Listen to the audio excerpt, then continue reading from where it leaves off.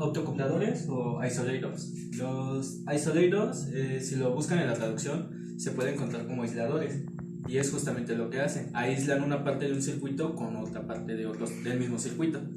Hay diferentes tipos de isolators o autoacopladores, que por ejemplo es con el uso de un triac o con el uso de un transistor. En este caso es fototransistor y es el que vamos a ocupar en ese circuito. Aquí está lo que se representa como aísla el circuito. Por ejemplo, aquí está tu circuito lógico, el circuito que va a controlar no lo sé, puede ser un robot. Y de este lado está la parte de potencia. Aquí lo que se requiere es que se aísle la parte de la potencia con la de la lógica, porque cuando la parte de la potencia, como maneja voltajes muy altos y corrientes muy altas, la parte de la lógica puede que pase aquí una corriente y que dañe todo el circuito. O al revés, que si esto se daña, o sea que aquí pasa un corto o pasa algo, va a dañar la parte de la potencia. Y en términos de costos, generalmente lo que es el circuito de potencia, es muchísimo más caro que el circuito de la lógica. Entonces, por estos casos se requiere utilizar optoacopladores para aislar estos tipos de circuitos. Aquí, por ejemplo, si recordamos que en el transistor, en la base, si no pasa corriente, el circuito está abierto. Pero cuando pasa una corriente aquí en la base, el circuito se cierra. Y es justamente lo que va a pasar acá. Aquí la base va a estar dependiendo de cuánta luminosidad tenga el fotodiodo. Si el fotodiodo se prende, entonces va a haber corriente en la base y va a permitir aquí una corriente. Pero si aquí la lógica dice no, pues no le pases corriente al fotodiodo, entonces aquí va a estar abierto, y como va a estar abierto no va a haber corriente aquí. De esa forma se puede aislar una parte del circuito con otra parte del mismo circuito. En el caso de los triacs es prácticamente lo mismo. El gate va a estar dependiendo del fotodiodo. Cuando el fotodiodo esté prendido, cuando pase corriente por el fotodiodo, entonces el gate va a estar se va a disparar, y cuando se dispare va a permitir el paso de la corriente. En el caso que el fotodiodo esté apagado, que no pase corriente por acá, entonces el circuito va a estar abierto, de la misma forma que en el transistor. Y aquí tenemos un ejemplo de cómo funciona un optoacoplador usando un fotodiodo y un fototransistor. El circuito se compone por dos resistencias: la resistencia de 1 kilo y la resistencia de 5.6 kilos. Y aquí una fuente de voltaje de 9 volts, y aquí la tierra, que viene siendo la parte negativa del voltaje. Por ejemplo, una batería sería la parte negativa, acá. Este LED nos indica si pasa o no pasa corriente por el fototransistor.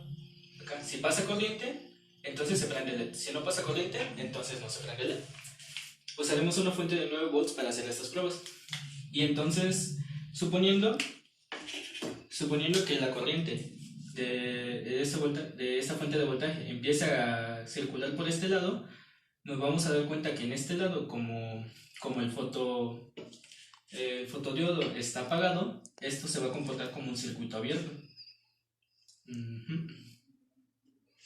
Como un circuito abierto, y no va a dejar pasar la corriente por este lado. Entonces la corriente no puede pasar por acá, se va a ir por este lado, hacia acá. Y al llegar a esta resistencia, por ley de Ohm, vamos a obtener que la corriente después de esta resistencia va a ser 1.6 microamperes, una corriente muy chiquita. Luego se va a ir por acá y va a querer pasar por el fotodiodo, pero con esta corriente el fotodiodo no se va a prender, es muy pequeña. Entonces puede que pase por acá la corriente, pero el fotodiodo no se va a prender, y como no se prende, tampoco hay corriente por acá. Se va a venir al capacitor, y del capacitor recuerden que es como un tanque que tú le vas llenando, y de poquito en poquito este tanque que está acá lo vas a ir llenando de poco a poco, y cuando llega a su límite, cuando ya se esté a punto de desbordar, va a soltar una corriente, pero la va a soltar hacia este lado. Ver así, empieza en 0, luego va a ir subiendo y a cierto punto que están estas líneas va a haber cierto voltaje y con este cierto voltaje va a lanzar, se va a querer descargar y cuando se descarga pasa esta curva de abajo. Esta descarga se viene justamente al fotoled, digo fototransistor, fotodiodo, se va justo al fotodiodo y cuando llega al fotodiodo, el fotodiodo se prende y cuando ya se prende, deja pasar la corriente, aquí se cierra y entonces la corriente va a bajar por acá y se va a encontrar con esta resistencia de 1 kilo, es para que el LED no se dañe, porque ya saben que un LED está alrededor de 2 volts a 3 volts, más o menos por ahí es el rango, o sea, y 9 volts lo va a quemar, entonces necesitamos una resistencia muy grande. Bueno, ahí se pueden hacer los cálculos con Allegro, en este caso de 1 kilo, y con 1 kilo no se quema el LED. Entonces el LED se va a prender, pero recuerden que aquí el capacitor se va a descargar, entonces va a dejar de pasar la corriente. Y como deja de pasar la corriente, el fotodiodo se apaga. Y como se apaga el fotodiodo, este circuito se comporta como algo abierto. Un circuito abierto en este caso. Este es el transistor. Entonces, como no pasa la corriente, se apaga el LED. Y de nuevo volvemos a lo mismo. Va a empezar a caer la corriente de poquito en poquito en este tanque, así despacito, hasta cierto punto, y se va a llenar. Y cuando se llene, se va a volver a descargar. Esto va a hacer que el LED tenga más o menos, se vaya comportando así. Se va a prender, así, aquí está el LED. Se va a prender en un ratito, se va a apagar. Se va a prender, se va a apagar. ¿Quién lo controla? El que controla el tiempo de prendido y apagado es el capacitor. Entonces, mientras más grande es el capacitor, más lento se va a cargar. Y mientras más lento se cargue, más tiempo va a haber en que se prenda. Cuando el capacitor es muy chico, se va a descargar más rápido. Y como se descarga más rápido, el LED va a andar prendiendo más rápido. El único problema con esto es que si el capacitor tiene una capacidad muy chiquita, un tanquecito muy chiquito, y quiere soltar, no sé, aquí por ejemplo en la gráfica, viene aquí subiendo, y aquí está el voltaje máximo que va a alcanzar antes de descargarse. Y si por ejemplo aquí está lo mínimo que se prende el fotodiodo, si no lo alcanza, o sea, si no llega a suministrar suficiente corriente a o bueno, voltaje a este fotodiodo, no se va a prender. Por más tiempo que esperes, si el capacitor tiene una capacitancia muy chiquita, entonces nunca se va a prender. Entonces se debe ocupar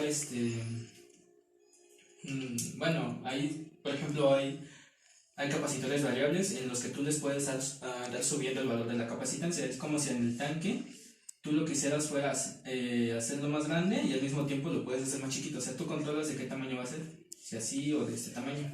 Lo vas haciendo más chiquito o más grande. Y con eso vas cambiando la velocidad con la que el LED se va prendiendo.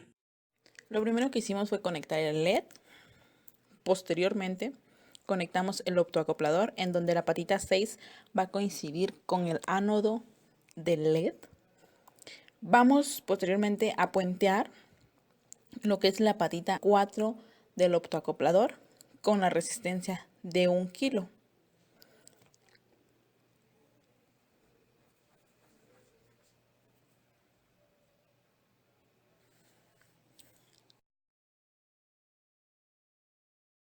Ahora vamos a conectar la resistencia de 5.6 kilo ohms al cátodo del LED como lo muestra en el circuito. Y vamos a unir esta misma con la patita número 1 del optoacoplador. Ya puesto esto, ponemos el capacitor variable de 15 picofaradios y unimos este mismo por medio de puenteos a la resistencia 1 kilo y a la patita 1 del optoacoplador.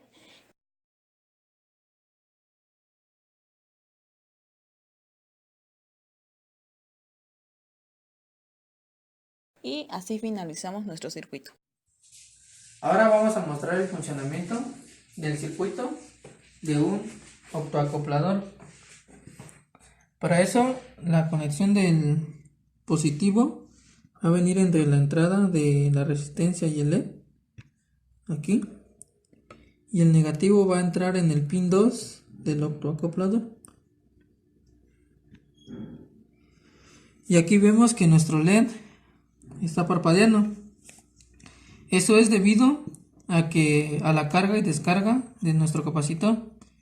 Aquí podemos ver nuestros capacitores en paralelo, debido a que no tenemos un capacitor variable, y sabemos que la capacitancia total va a ser la suma de del valor de estos dos capacitores.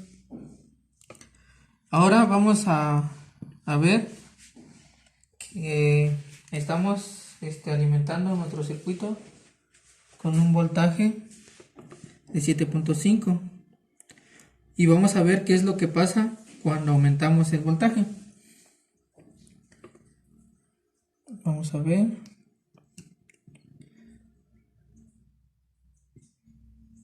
Si aumentamos el voltaje, por ejemplo ahí son 12 volts, vemos que nuestro LED dejó de parpadear.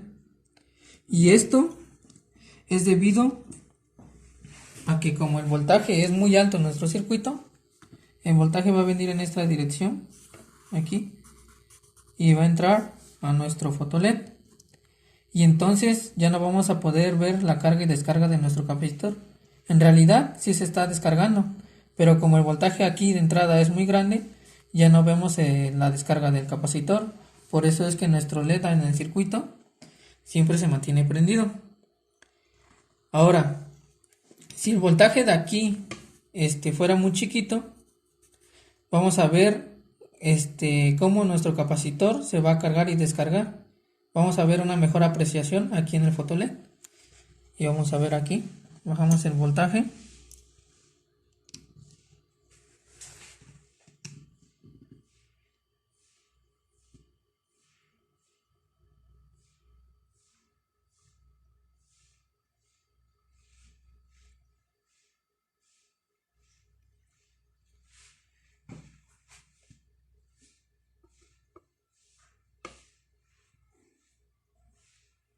Ahí podemos ver que nuestro LED está parpadeando muy lento, y vemos la carga, ahí llega a cargarse y se descarga, ¿sí? Ahora, nuestros capacitores, dependiendo de la capacidad, esa como va a estar parpadeando nuestro LED. ¿Qué pasa si quitamos este capacitor? Vamos a ver un parpadeo más rápido, debido a que la capacidad de es muy pequeña, entonces la carga y descarga va a ser muy rápida. Ahora vamos a ver qué es lo que pasa si cambiamos nuestros capacitores. Aquí este capacitor es de 22 microfaradios y este que está aquí es de 47, y vamos a conectarlo a ver qué es lo que sucede. Debido a que estos dos se están sumando, el parpadeo es más lento, debido a que aumentó el valor de nuestro capacitor. Entonces vamos a ver ahora qué pasa si le conectamos uno muy pequeño. Este es de 0.1 microfaradios.